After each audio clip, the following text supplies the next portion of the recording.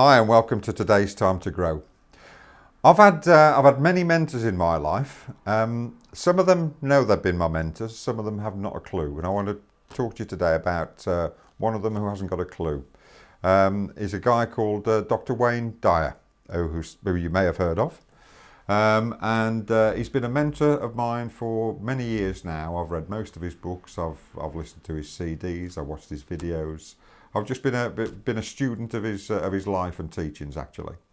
So the message today comes from one of his books, one of my favourite books of his, actually. It's called Inspiration, Your Ultimate Calling. Now, Wayne Dyer was a college professor back in the 70s, really, really bright guy. And he wrote a book called Your Erroneous Zones and virtually didn't sell a copy. But he so believed in the book and that the message that he'd written, well, the messages that he'd written within the book, that he left his job and devoted his time firstly to selling that book around the stage because he really believed it contained some valuable messages. But then devoting his life to spiritual personal development and helping other people. And he's a great guy and full of wisdom, full of knowledge, full of spirituality, actually. And he's somebody I read and listen to on a regular basis. So this book, Inspiration, Your Ultimate Calling, I just want to read you a short paragraph from page 36, so it's towards the front of the book. Let me just read. He says, seeing this physical world as an illusion, ironically allows you to enjoy it more and stay inspired. Because this book's all about inspiration.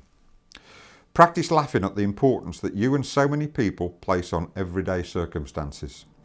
View it from an eternal perspective and you'll find yourself lightening that heavy load. I've personally often cited the words, "This too shall pass," to keep me unburdened when my imagined problems feel troublesome.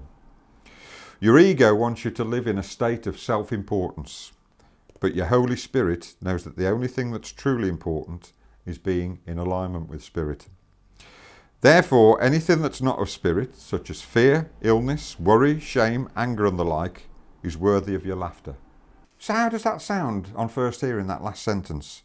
Therefore, anything that's not of Spirit, such as fear, illness, worry, shame, anger and the like, is worthy of your laughter. Probably sounds a bit counterintuitive, but when did laughing at our situation ever make anything worse?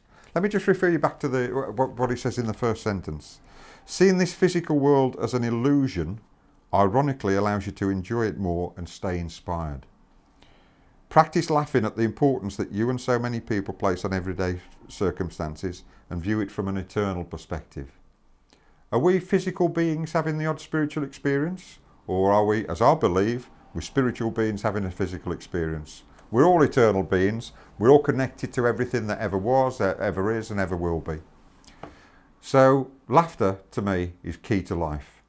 The ability to laugh at ourselves, I think, is just so, so important. The ego cannot live with being laughed at. It shatters the ego. And, I know the importance of trying not to live in ego for as much time as possible. So just take a few minutes now just to go and think. Those things that you place great importance on, maybe that your ego tells you that you're important, your self-importance depends on them. How many of them really matter? In 5 years' time, are they going to make a big difference in your life? If not, if they are, do something about them.